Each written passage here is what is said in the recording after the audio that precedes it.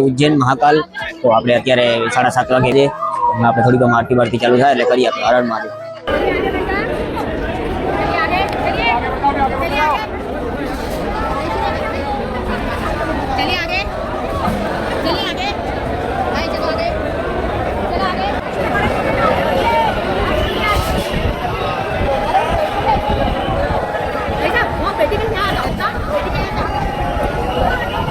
હરણ મહાદેવ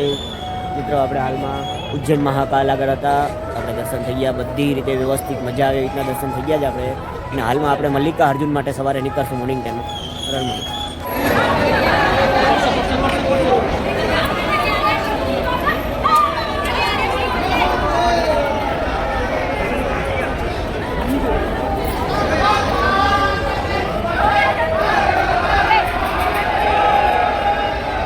હરણ મહાદેવ મિત્રો આપણે ઉજ્જૈન મહાકાલમાં બંસી પાન બહુ સરસ મજાના છે ખાધી જઈને બનાવેલું છે।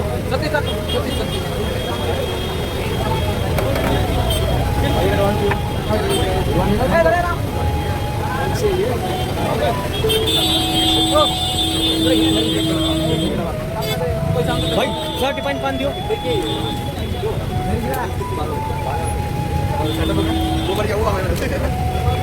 भाई 30 पान कितना होगा अभी मत करो